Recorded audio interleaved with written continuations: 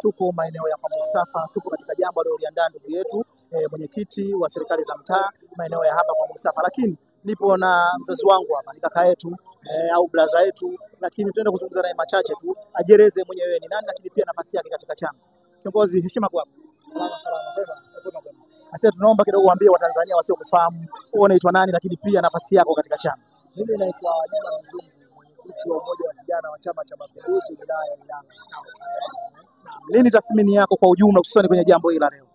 Kwanza nimpongeze mwenyekiti wa serikali ya mtaa kwa sababu ni mwenyekiti mpya ambaye amechaguliwa hivi karibuni.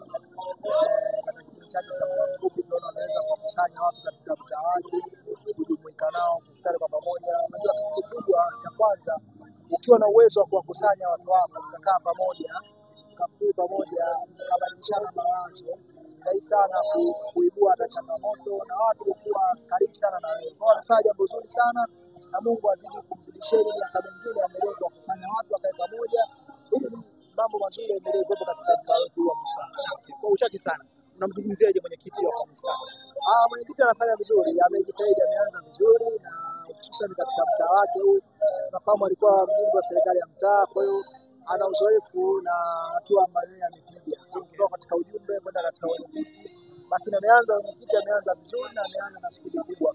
Unajua kukusanya watu takriban 400 katika eneo kama hili na wote mtajumuika iftari sio jambo dogo, lakini kubwa ambalo mimi amenifurahisha, amesema siku hii atajumuika na watoto yatima zaidi ya 200 kwa kupata chai ya asubuhi, lakini baadaye kutoa sadaka kidogo kwa watoto yatima. Kwa anafanya jambo kubwa sana sana sana. Mungu azidi kumtia moyo na azidi kumzidishia ili aweze kufanya zaidi ya hapa ambapo alipo. Kubwa zaidi aendelee kuitumikia serikali vizuri, aendelee kuwatumikia wananchi ambao wamemwamini, akatatue matatizo ya wananchi, aendelee kuwa karibu na wananchi, maendeleo yaendelee kupatikana katika maeneo, kwa sababu hawa ndio wawakilishi wa Daktari Samia Suluhu Hassan. Anapokuwa rais inawezekana yuko katika maeneo mengine, mheshimiwa diwani yuko katika eneo lingine, mbunge yuko katika eneo lingine, lakini katika mtaa husika yuko mwenyekiti wa serikali ya mtaa. Kwa mwenyekiti wa serikali ya mtaa anakuwepo kwa niaba ya kumwakilisha mheshimiwa rais, kumwakilisha mheshimiwa diwani, kumwakilisha mheshimiwa mbunge.